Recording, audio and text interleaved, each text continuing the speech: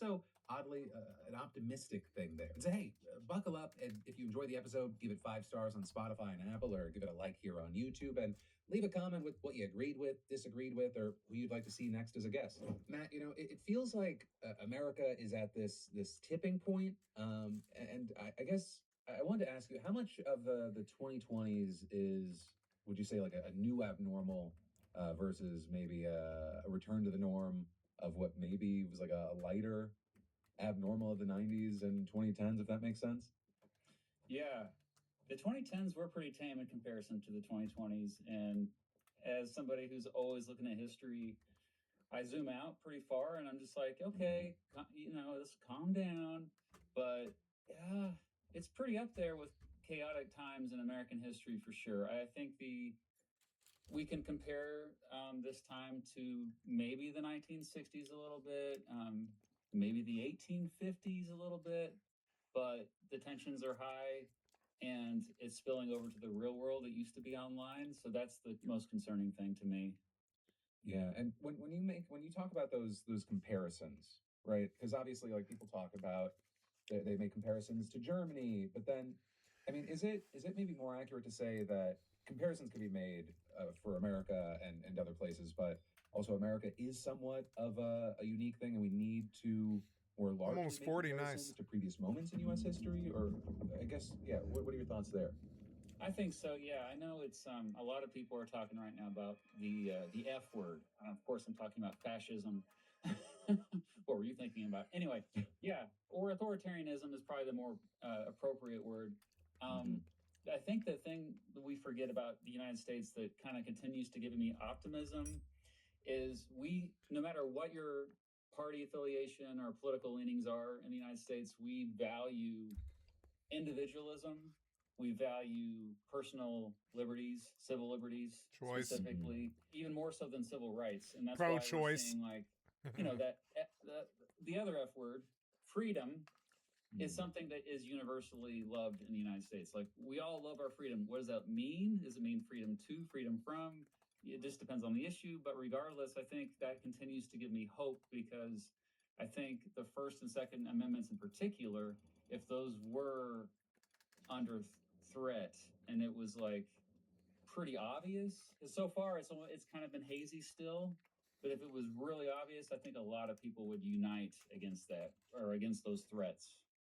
What do you think's hazy right now?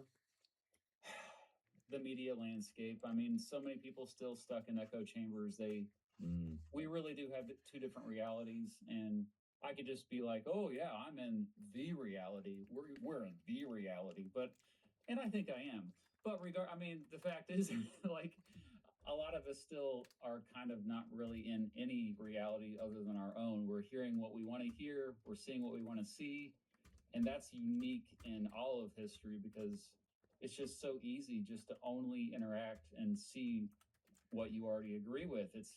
And until we bust out of that, which I think the solution has to be, like, people just have to log off and touch grass, because otherwise. So to a certain degree, yeah, log off, touch grass. But something that's come up with, whether I'm talking to governors or specialists, something that I've kind of brought up several times was like what you're saying, news diet, which I think is connected to trying to break out of your echo chambers.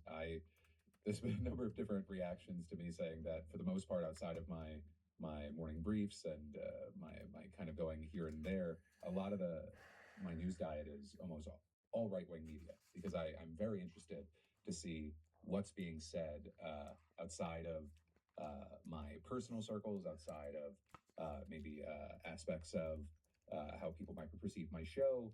And I think that's where I'm very interested on maybe any specific comparisons we can get, because it does feel like, to your point, there are different realities that people are living in, but then also there's kind of this mindset that feels to be more of like, okay, let's throw everything out of the window. Like, let's, we talked about principles, we talked about beliefs, but now it's about power, right? And while we have this power, let's do something about it, and go into the words that you're saying that you get nervous about saying in this climate right now. We're talking about crackdowns and authoritarianism.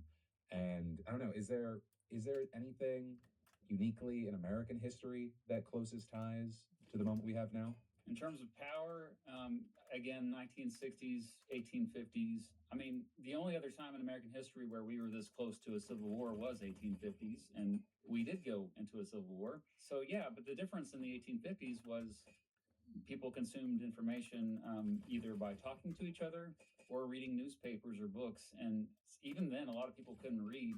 And so I think that we were just still more, I think in reality back then, I know that's really weird to say, but like we were more aware of actually what was going on in the 1850s, despite the fact that news traveled so slowly back then. Because people actually talk to each other. You're more informed these days if you're not paying attention.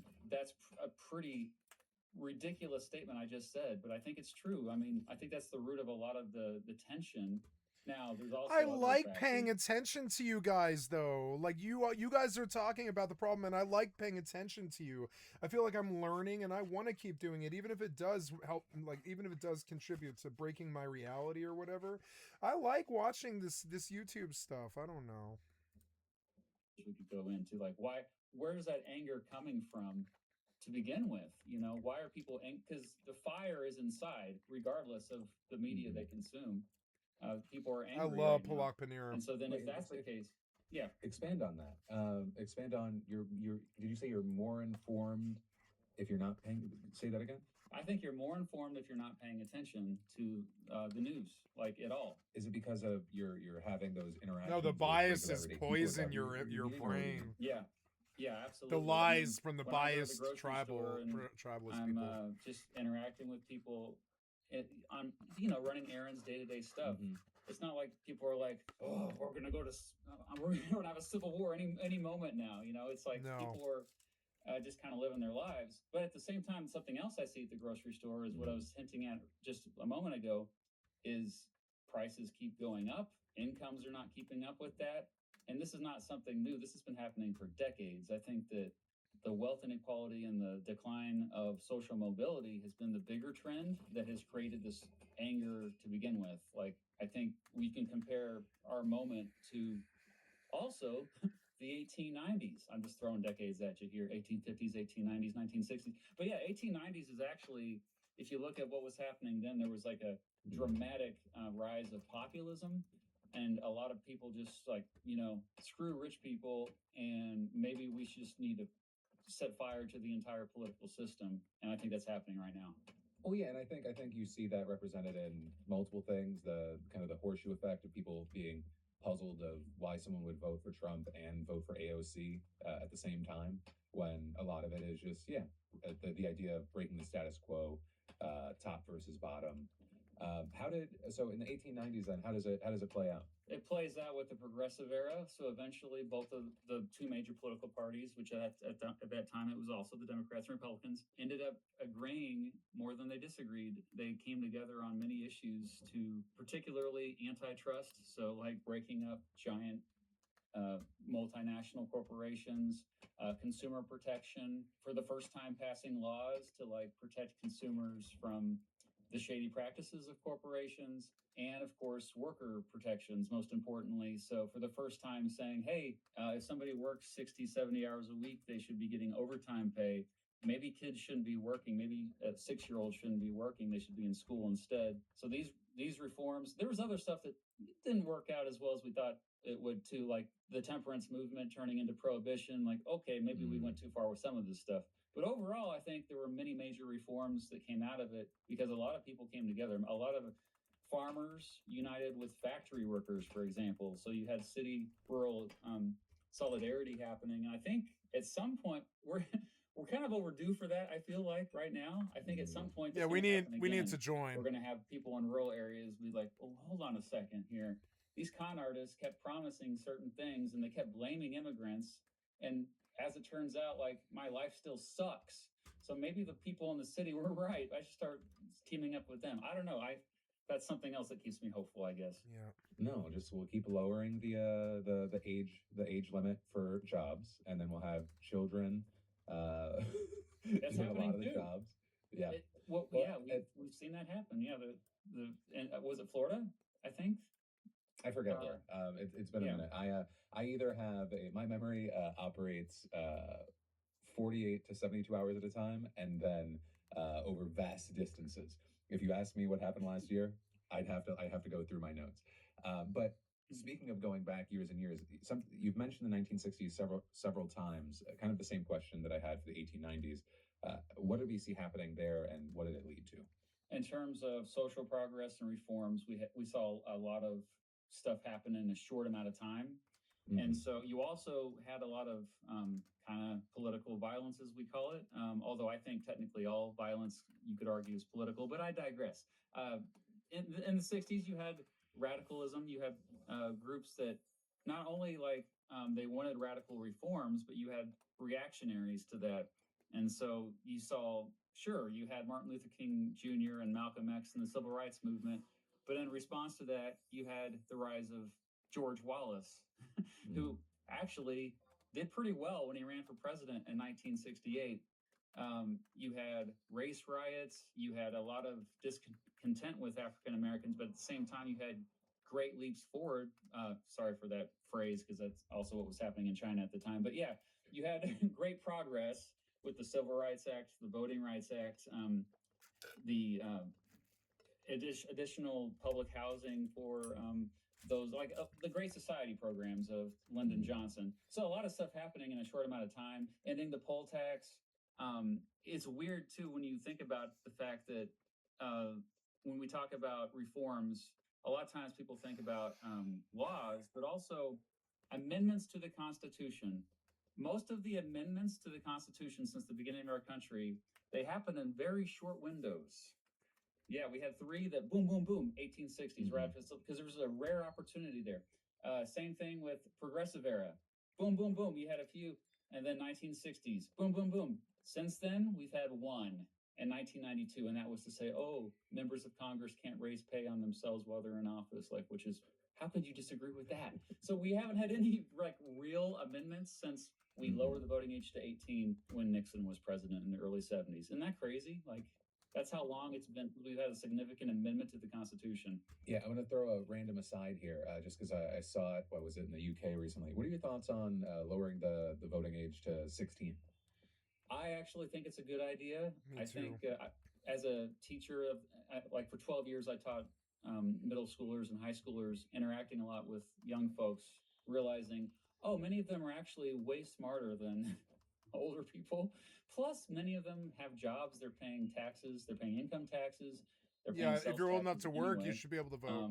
There's even some people that say we should go further, that we should just not even have a voting age, which I think is maybe a little too radical. But I think, there's plenty of 16 and 17-year-olds that at least deserve a chance to have their voice heard.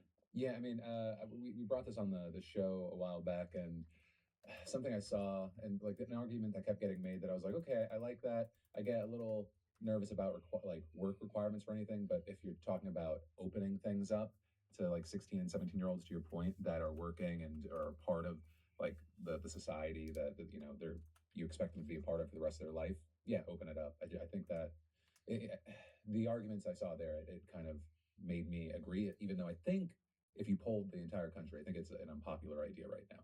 I'm not sure. I'm kind of, I think so, speculating. But on the note of political violence that you talked about, obviously it's top of mind right now. But do you think that we are at risk of, or are we already at maybe the violence of the 70s in terms of political violence? Yeah, the last time we had assassinations of politicians, you mean?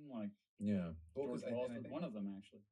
Yeah, I think from 71 to 72, there were over 2,500 bombings in the United States. Wow, I didn't realize there was that many. But yeah, I think that we're going to see more, unfortunately, we're going to see more violence in the coming months and years. I just don't think it's going to get better anytime soon. I think, actually, after the Charlie Kirk assassination, which was obviously shocking, especially the way everyone saw it in 4K, it's wow, this is just insane. But I was also kind of shocked that people were surprised, that people didn't like him. That to me, again, goes back to the echo chambers, because it was how did you not know he's a controversial figure? There's obviously a lot of people angry at these. I think that So yeah, I think this is going to happen to someone else. Unfortunately, I hate to say that, but I mean, if you just look at history, you can kind of see like, okay, this is not over. Yeah, I think I don't know. There's a lot of conversations happening there. People talking about lack of mourning versus rejoicing, and like that whole debate playing out. I think I don't know. Part of the reason I think it was maybe so shocking for me, aside from just the whole thing, The is abruptness. horrifying, and the video like traumatizing, and I just think I about didn't all the watch people it. there, and I don't know. I think it seems that it hit a lot of people in a different way um, than like when there was the attempt on Trump. Not only because that was an attempt that failed, but I think it definitely ties into maybe the even closer parasocial nature of the relationship that people have with activists and commentators. And you know, he's the people that we watch, they're talking to me, right? I'm sitting down, I'm eating with. It's the relationship. I mean, I wasn't around in the 70s, so I don't know the relationship that people had to these figures. And were they more icons that people felt drawn to but separate from, versus how people feel so like close. And I mean, even for Kirk specifically, he was out there. Like people, he was more accessible than even a lot of podcasters. So I wonder if that's also part of the reason it hits, in addition to people potentially feeling so tied to or Nice, got so level. horrified by his messaging. I think I Like got if that's 3 why we saw levels. some of the things. I don't know. I'm like, we're filming this now a week after. I'm still digesting all of it. I don't know. Yeah, I I wish just I had think a that question for that. the most fascinating thing that I've thought about last few days is the fact that, like, I have a friend who was a big fan of Kirk, and but I don't think he was aware of Kirk's more controversial opinions. Like, for example, Kirk was he repeatedly said that he was against the Civil Rights Act, something we mentioned a few moments ago, which I think is actually a pretty radical opinion. Like, I would say at least 80% of Americans think the Civil Rights Act was good, but he did not. And so, if I were to tell my friend that, did you know that he was against the Civil Rights Act? My friend, he wouldn't know that. Like because like we all not only do we see what we want to see, even like the same exact people we follow, we see different bits. Like there's other clips Mm-hmm. of Charlie Kirk saying wonderful things. That I like. Oh yeah, I really agree with him. Like, and so when you have that disconnect, then yeah, like I had other friends that were like so surprised that people were celebrating his death. I'm like, well, do you realize that they're not watching the same things that you're watching of him? Like you're watching clips of him saying things that are less controversial. They're watching clips of that just where they feel like their identity and values are attacked. Yeah, no, I hear you. I just I don't know. I look at that whole situation, and it's like I feel like every time we end up having to talk about it, I have to be like, just to make it very clear, it's like denouncing. I denounce political violence. Like the whole situation's horrifying. I think also to your point, I think it is very likely that there is just more bad to come. It felt like very much like a moment of acceleration. And so I guess with that in mind, I mean, where do you see the United States in the next 2, 7, 10 years? Oh, good. I'm glad you said 10 because the next 2 years are going to suck. Just like, again, I'm always zoomed out. I'm always like trying to avoid the day to day news cycle. And I'm just looking at broader trends because I think for one reason, it helps my own sanity. So, but yeah, I do think the next couple of years, based on historical trends, are really going to be chaotic. And we don't have leadership that's trying to unite us. They're just trying to exploit the fact that there's division and use that to their advantage. And so there's not going to be any kind of healing. Even when you have like the Utah governor, I forgot his name, but he was like, Cox, yeah, Governor Cox. He gave some speeches. Some of it was kind of uniting, but then like a couple days after, he's like talking about how well this was a transgender person or this shooter had a transgender partner. Like why does that even matter? The reason why he's bringing it up is that he's like, oh, this is like a signal that this is my team versus their team. And so there's not really leadership that's trying to unite us right now. And so, yes, things will get worse, which is hard to imagine because things are already pretty rough. But I think compounded with the fact that economically we're going to have stagflation, which just means low economic growth, high unemployment combined with really high inflation. We haven't had that since the 1970s, by the way. It's like pretty much the worst economic situation, and it's going to happen. And so people will become even more radicalized. 7 years down the road, I think we'll be in a much better place. 10 years down the road, I think it'll be night and day. I think we're going to look back on this time. We'll be like, oh, wow, we've come.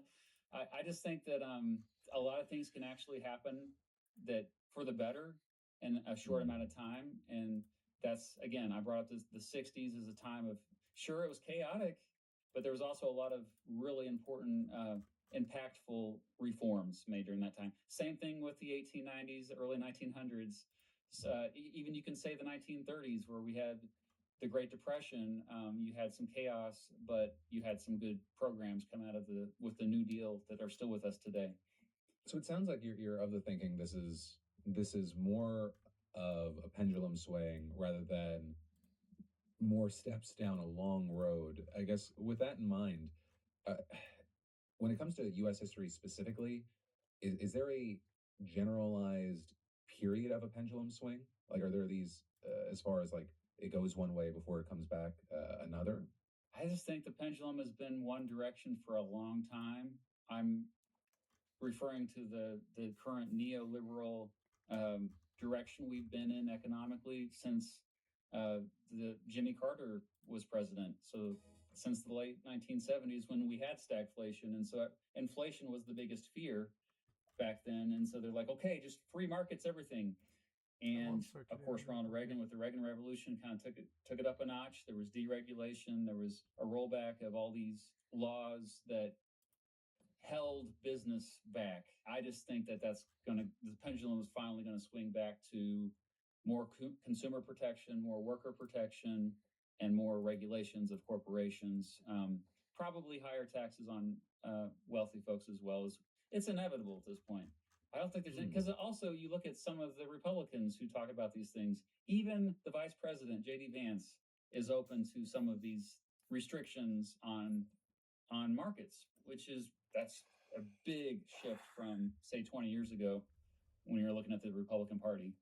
That is, yeah, it's an interesting mindset. So you are kind of on this grander scale, because I think probably a lot of people think of periods of time often separated by the president. Like, you have Bush war on terror to Obama, and then the cycling kind of back and forth, right? The idea that you don't get Obama without Bush, you don't get Trump without Obama.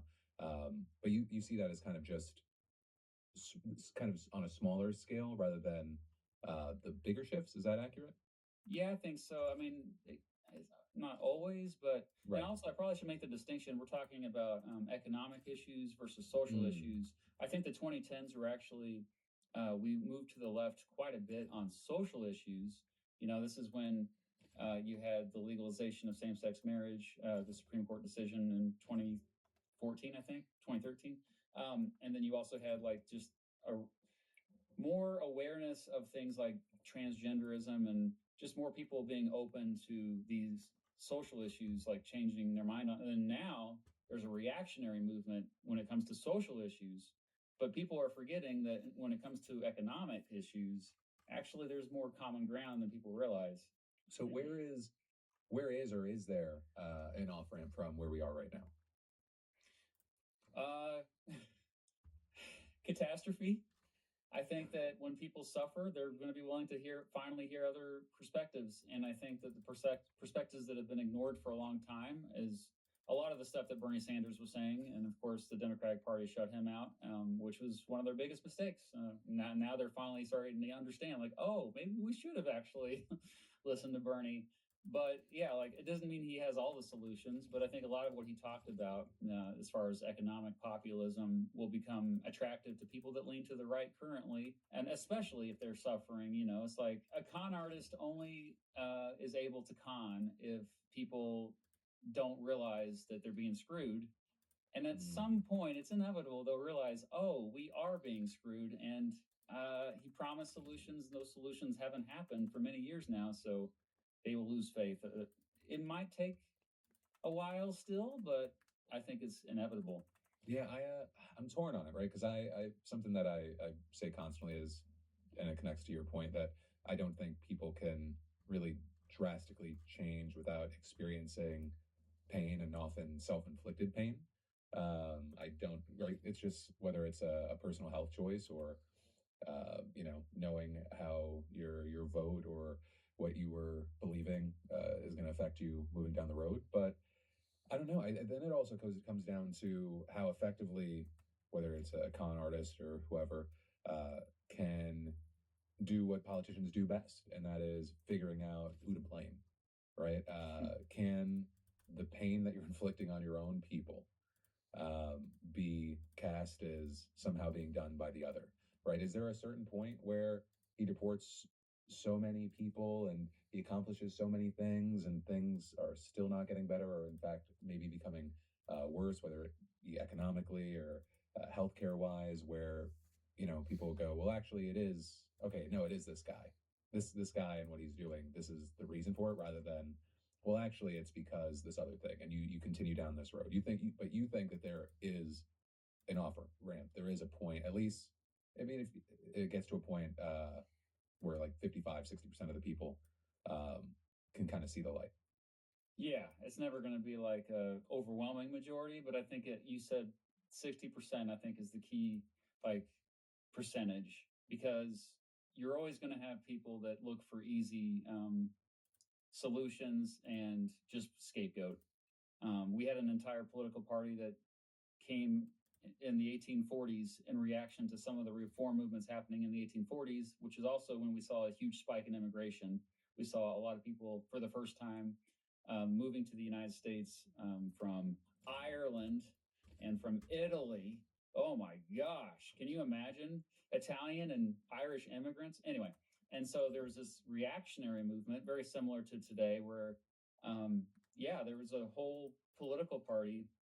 Their whole platform was just nativism and xenophobia, like fear immigrants. And they were called the American Party, America First. Their opponents called them the Know Nothing Party. And they even liked that. They even co-opted and called themselves the Know Nothing Party. But regardless, my point is they fizzled out pretty quickly because at some point, hate only gets you so far. It kind of runs out of fuel before love does. And I know that sounds really cheesy, what I just said. But I mean, I think the same thing is like right now, like there was a lot of fuel in the late 2010s for hate. It's not just the fact that there's this reaction to the social progress, but also compounded with the economic despair. People have a shorter fuse.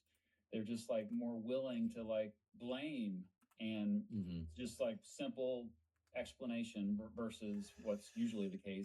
It's very complex. There are complicated problems that need complicated solutions.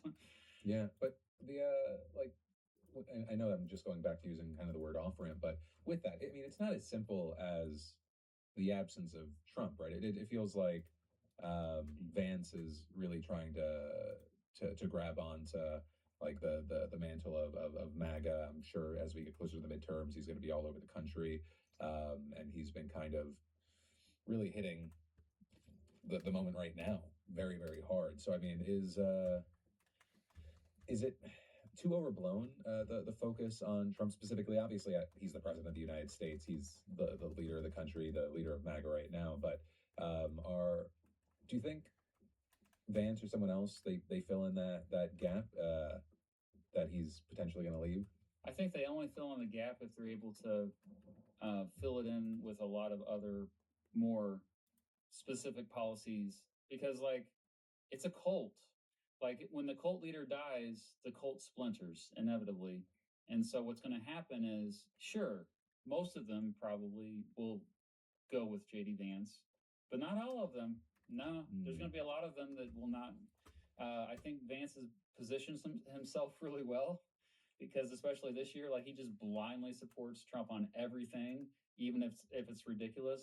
But the thing is, we don't know what Vance really believes. I think that he's an enigma in many ways. I think he just says whatever he thinks that Trump wants to hear and his supporters want to hear. If Trump were to die in office and Vance were to take over as president, I really don't know what would happen. I think because I mean, just a few years ago, Vance was comparing Trump to Hitler. So who knows what that guy really believes? Like we do have little snippets of what he maybe believes. Like I was hinting at earlier that hey, We don't maybe know he's what he actually thinks. okay with raising the minimum wage and actually, I mean, we know he does legitimately like tariffs and protectionism, so that will continue. But also, like, I think he would be perfectly fine with more regulations on business or higher taxes on rich people. I know it sounds kind of crazy, but he's not a George W. Bush Republican or John McCain.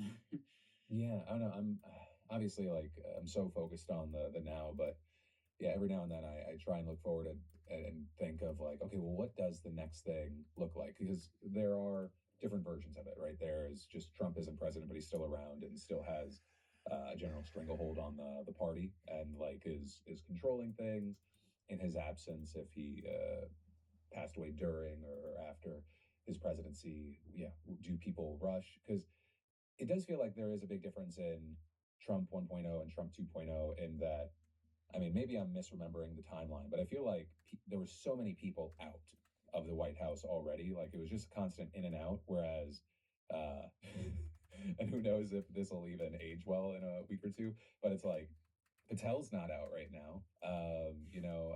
Bondi's not out right now. It feels like he cares more about loyalty over Yes. like effect, especially if those people are willing to take the hits. Since people are far more comfortable criticizing his lieutenants instead of him, even if they're just doing what the president wants. I like the And so I don't know, mushroom. but I guess we'll see. There's a long road to that point. But do you think that the answer, and also is it a realistic answer to help handle our political division, is reforming our electoral system? Oh, I'm so glad you asked that. Man, Really? that's Okay. like what I'm most passionate about. Yeah, I think that's like the root cause of all of our problems. And I think that when we do see reforms in the next decade, I think that has to be the top priority. Obviously, ending gerrymandering, which might have to take an amendment to the Constitution. Ending plurality voting. When I say plurality voting, are you? Is that clear what that Just one or two. means? Yeah. Plurality voting. They don't have to have the majority, right? There's just whoever got the most votes. Is that what you mean? Yeah, and it's usually the system is designed to have winner takes all, so that means you're often just voting for the lesser of two evils. This is how the electoral college is set up. Which the electoral college, yeah, like that. I mean, if you're talking about pluralities, I mean, thing. what are your thoughts? What are your opinions on like ranked choice voting? So that's another solution. I don't think it's the best alternative, but it's definitely better than plurality voting. There's other voting methods like score voting or approval voting, star voting, my personal favorite. So there's other ways that you can, but that's actually something that can happen at the local and state level. It doesn't have to happen at the federal level. But in terms of federal level, there's other things you can do. You can, of course, at the very least, reform the electoral college. You can expand the size of the House of Representatives. And so maybe you keep the electoral college.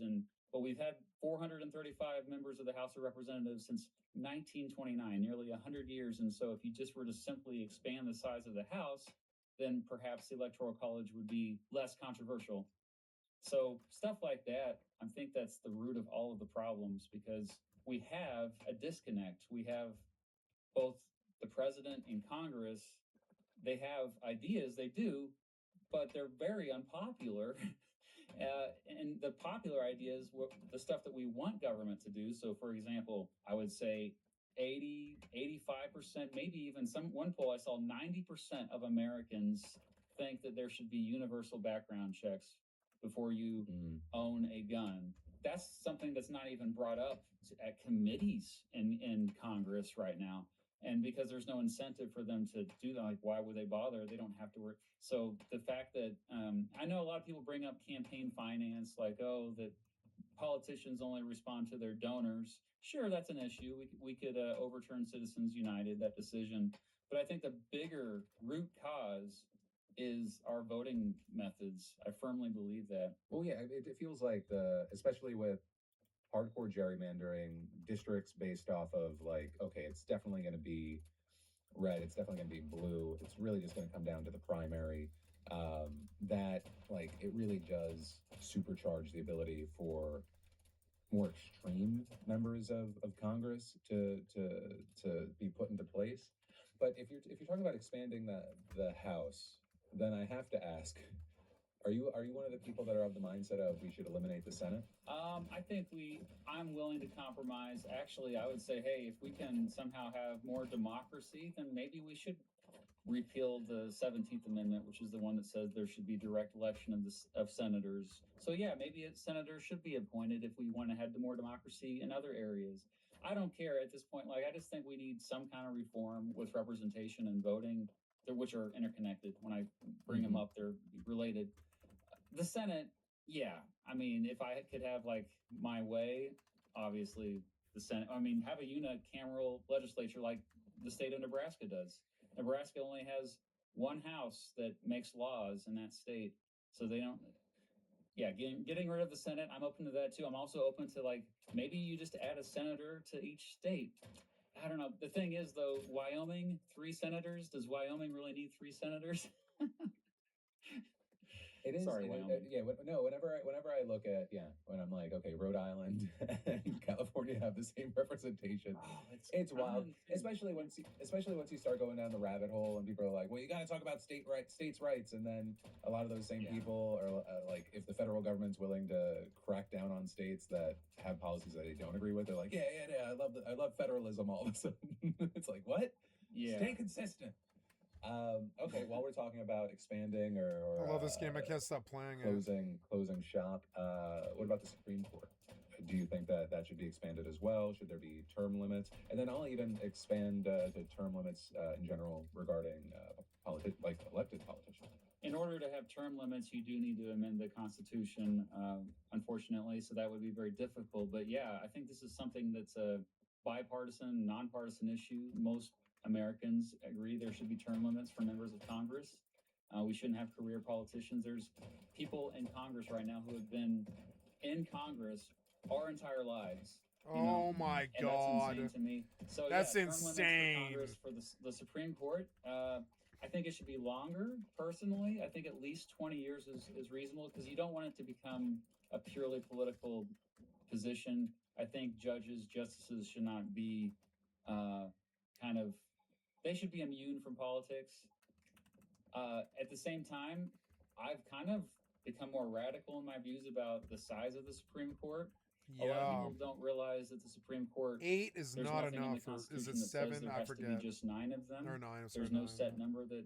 In fact, the number has fluctuated throughout American history. During the Civil War, Abraham Lincoln packed it. He got more than the 12 in there. Obviously, Franklin Roosevelt got into some trouble in the 1930s. I say obviously, like everybody knows that. I'm just so.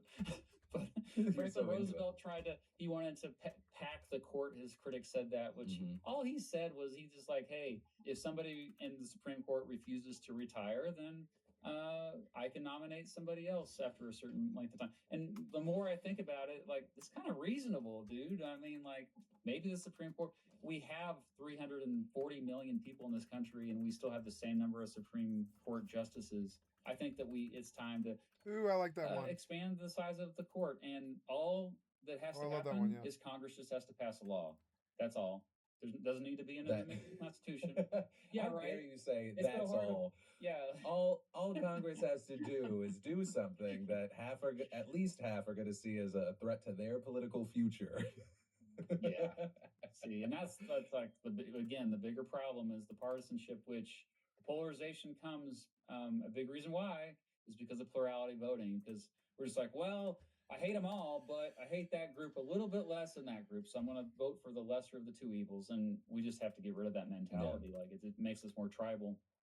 Yeah, I sometimes wonder if it's like if the trick is, and it's not, because it's like I think a lot of people think of how things are playing out in terms of generations of like, okay, well, what if all of you were grandfathered in?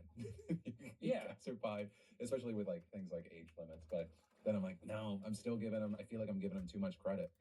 Still gonna like, there's too much. Yeah, there's too much, I think, though, of a mindset of teams and self-serving. I don't know. But I do want to go back to something, right? So you are from Kansas, the home of John Brown. You know, he's regained relevance, which is perhaps a bad sign of where we are as a nation. Do you think that this is a bad sign for our future? Yeah, I'm glad you brought up John Brown. I live in Lawrence, Kansas, which is where John Brown spent a lot of his time in the 1850s, and he came to Kansas to kill people who were for slavery. And I made a video about him. Man, this was like 2018. Seems like an eternity ago. But I even framed the video as, you know, some people think he's a hero, but some people also think he's a terrorist. He's a controversial figure. Right. So it's a very you can't just kill fellow Americans. Section of that video, it's mostly people praising him and calling him a hero. So that, to me, like the fact that he is more popular than he's ever been before, that is definitely concerning, because that means that more people are saying that violence is justified in order to make changes, reforms.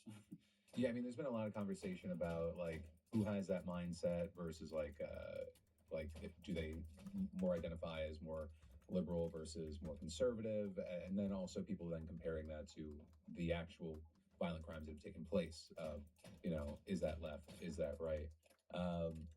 Do you? I don't know. Do you see that as like? I mean, is there in your eyes a difference that we've always seen, or maybe in the moment now, regarding what people say versus what they do? Well, I think that the difference now is just, I think that people are realizing that they want accelerationism. More and more people want accelerationism. It was remarkable to me that in the last presidential election, you had a lot of people that lean to the left, but they're like, I'm not voting for Kamala Harris. You know, sure, it'll be better than Trump, but we want the chaos. They are embracing the chaos because in their view, they're so desperate. Like, especially if you're under the age of 30, you're never going to be able to buy a house. You're never going to be able to participate in the American dream. It's like many of them are borderline nihilists. Yep. It makes sense to me why people would be drawn towards radicalism when there's just so little that is offered to them as society currently is. You know, I mean, yep. If the poverty wasn't so bad, people wouldn't be so pissed. It's controversial. It's kind of a hot take. Like, you know, there's that famous saying that the quickest way to learn about anything is learning history.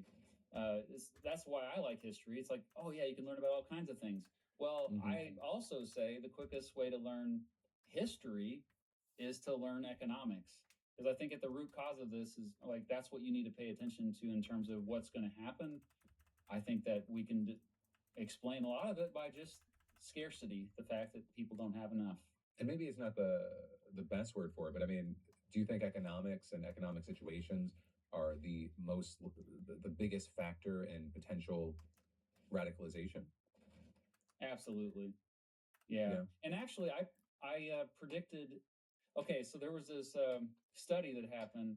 I think it was back in the 80s or 90s, but it was a while ago. And what they did is they looked at economic data and compared it to presidential elections going back to World War II. And whoever was the incumbent political party, if inflation went up and unemployment went up when they were in office, they were gone. They were gone. Was like, you could predict it 100% of the time. What was unique about 2024 is like I used that same economic data to predict who would win in 2024, and I predicted Harris would win because the economic data was actually okay. Inflation's under control, unemployment's low, people seem to be doing okay. But what I missed was like, no, that's not the perception. People are not feeling that. They are feeling like things are dire. And okay, so when you Yeah. say they're proceeding it that way, I mean, is it just because, I mean, are we in a unique situation of the situation was bad, and so the minor fluctuations or what used to look like an okay situation was in fact not, or is it complete perception? Well, probably both. I think that, I mean, perception is definitely a big part of it because a lot of us consuming media, we're seeing the extremes and we're just thinking, oh my gosh, things are so horrible. But at the same time, yeah, I think very real and economic indicators that are often ignored by economists, unfortunately, are things like social mobility, happiness index.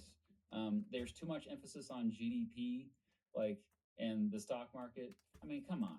Most people are not connected to how the stock market does or GDP growth. They're connected to things like, okay, am I going to have a better opportunity for success than my parents did?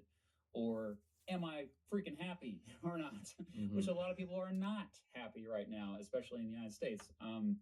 So are you familiar with the happiness index, by the way? Yes. I figured you would be, yeah. So stuff like that, actually, I think should be, we should pay closer. I'm Mr. Beat. I'm here in Gonna have some ice cream and go to bed. in front of the John Brown Museum. John Brown, that's right. The infamous abolitionist, probably the most infamous abolitionist in history. He moved to Kansas during the Bleeding Kansas era. He wanted Kansas to be a free state. He ended up killing people in the name of ending slavery. Was John Brown a hero or was he a terrorist?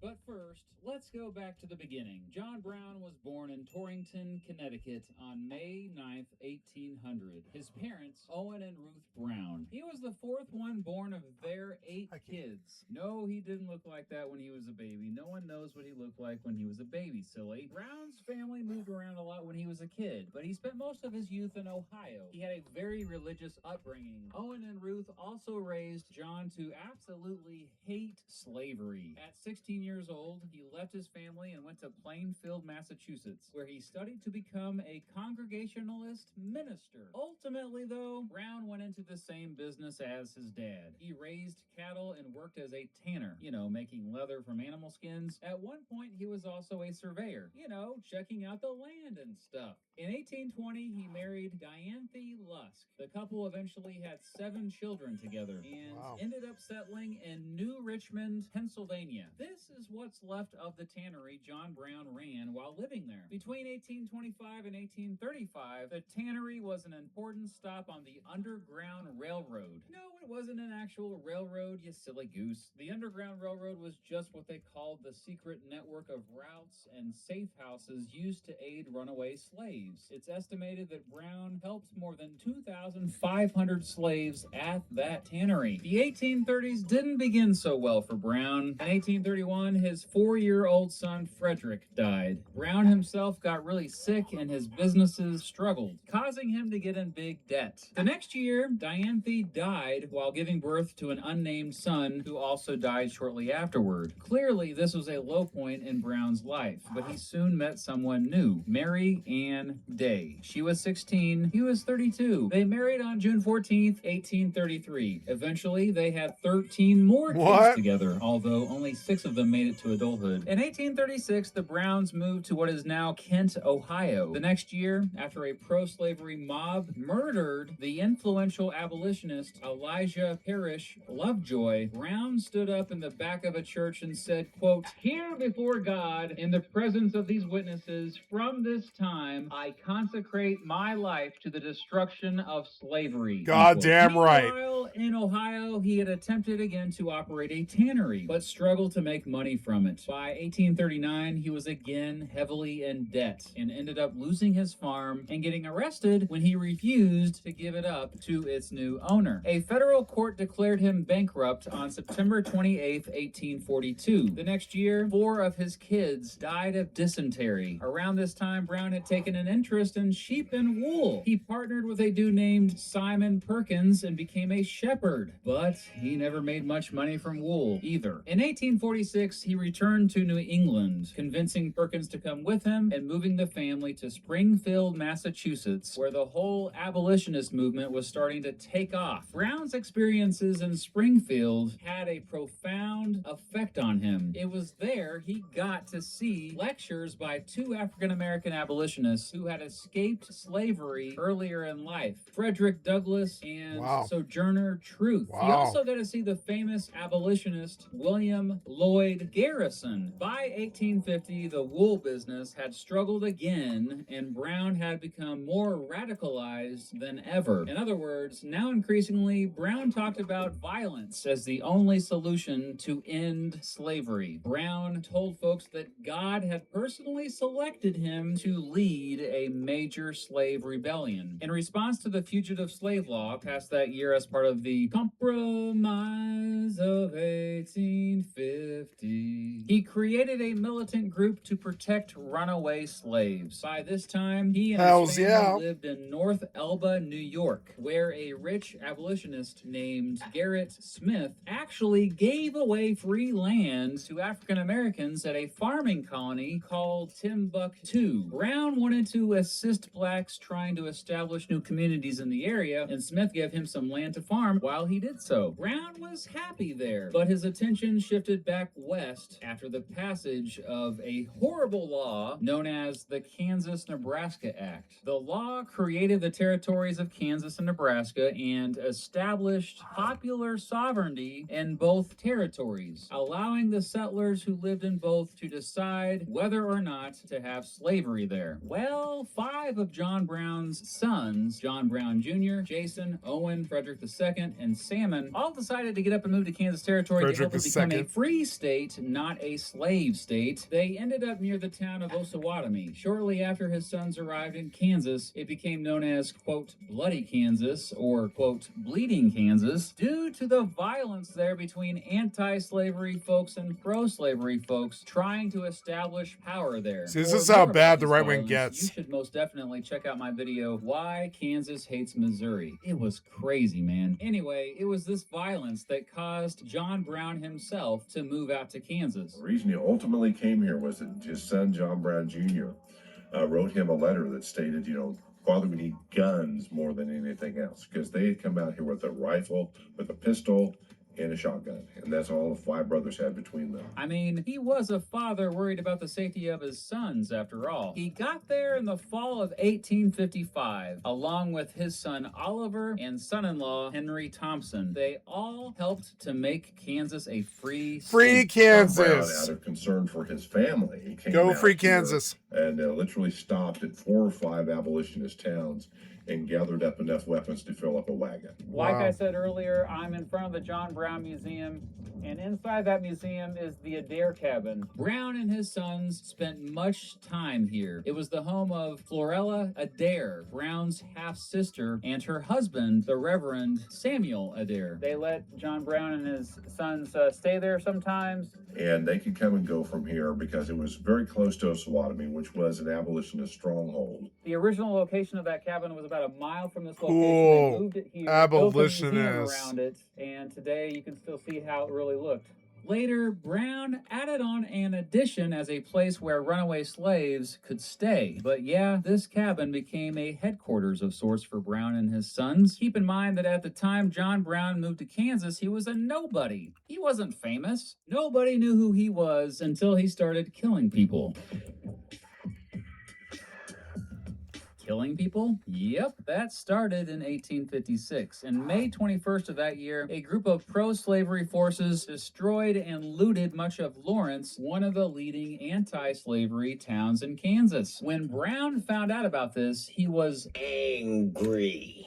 Very angry. He also was angry. Very angry. After he heard about Preston Brooks beating the crap out of the anti-slavery senator, Charles Sumner, the day day after the sacking of Aw, Lawrence. I have Sumner. a video about that too, by the way. Brown had had enough. Hells On the yeah. night of May 24th and morning of May 25th, he led a group of abolitionists who dragged pro-slavery settlers out of their homes and murdered them. This is the approximate location of where it happened, and it became known as the Potawatomi Massacre. Brown went into hiding, but Captain Henry Pate captured and arrested instead. On June 2nd, Brown caught up to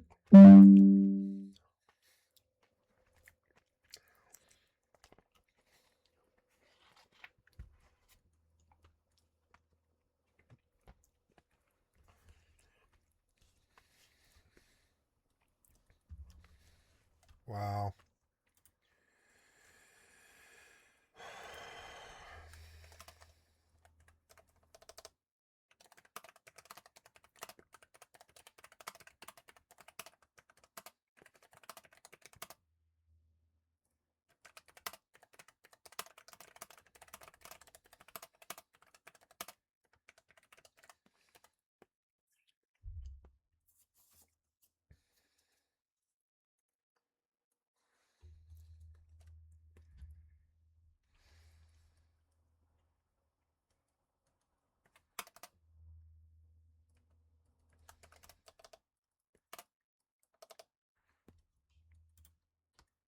I like that point he made a lot about how back in the day, like 100 years ago, if there was unemployment or poverty, you were just out. You were just out. You were out of leadership. You were kicked out immediately. It was a surefire way to get fired immediately. Somewhere along the line, it became okay. attention to that sort of thing. Yeah, I mean, well, connect.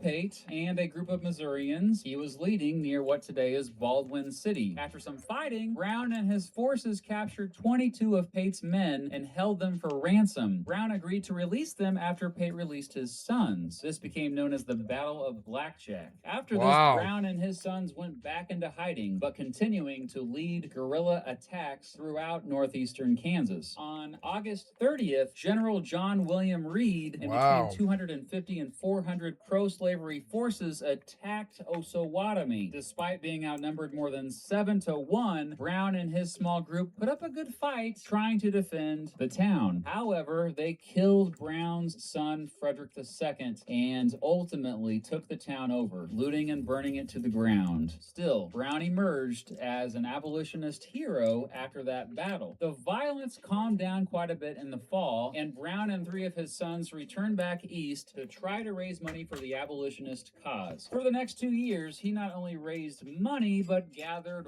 weapons. He was planning something big. He returned to Kansas in the summer of 1858 to continue leading raids and freeing slaves. He also spent some time in Iowa, but ultimately ended up back east to carry out a plan he had in his head for decades. He wanted to raid the southern slave states to free all the slaves. It was ambitious. It was crazy. It was totally John Brown. Brown even wrote a constitution for the area and the southern slave states for after he took them over. His constitution called for things like direct elections of the president and vice president, working on roads and other public projects as a punishment for crimes, and the banning of, quote, profane swearing, filthy conversation, indecent behavior, indecent exposure of the person, and unlawful intercourse of the sexes, unquote. While Brown got several delegates to sign his constitution, he struggled to get volunteers to join his forces. Throughout 1859, he traveled the continent trying to get people to help him with his planned invasion. He tried to get Frederick Douglass to join him, but Douglass politely declined. At one point, the Harriet Tubman joined him to help gather up more former slaves to join his forces. Soon, Brown had his eyes on Harper's Ferry, Yeah, Virginia. like these are our fellow Americans. You can't get change with violence, you know?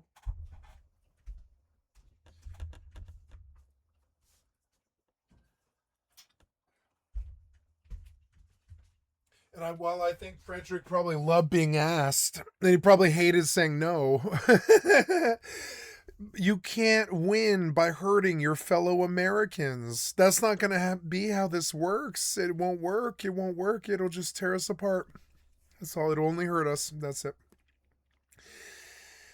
and we'll just have to agree to disagree and kill each other or whatever, since it's insane. So we don't want that. We don't want that kind of breakdown of communication. I like his little amendment. which today is in West Virginia, as the place where he Yeah, I wonder how long it took them to make rape illegal, right? I like, Jesus Christ, was it legal to rape women up until like 1900s or whatever? It's just insane. Like, no, it was probably wasn't legal, but you know, it's like, you know, but like, when was it actually a law? When did rape become a law in this country? Because it was probably late 1890s or something. he wanted to begin the rebellion. His plan was to Hi, raid kitty. a federal arsenal there and Oh, I love you so much. Shall we go to bed? I think so. use the I have to go to bed, guys. I'm sorry. I'll be up here in the morning. Oh, purr kitty. I love you guys. I'm going to stop and I'm going to post videos to my channel. I want to remind you that you've been watching Skycatlive, full-time variety gamer, all day, every day, as well as, like, you know, content creation and React content and music and singing and all types of stuff. I just haven't sang in a while. My voice is kind of sore. Oh, my kitty's having a love attack. Hi. So click on the cast face to donate. Come to skycat.live. Give me a Twitch. Come to my Twitch or my YouTube. Give me a like, sub, or follow. Twitch is dying. Like, it's in all the videos and everything. Twitch is a culture that's dying and stuff. So keep supporting small streamers like me, guys. YouTube, I have thousands of videos on my YouTube channel, and I'm quite serious about that. I have thousands of videos, and they're all good like this, you know, so they're all good like these. So come check me out on YouTube, and thank you so much for your time. I love you guys, and I will see you tomorrow. I'm going to stop.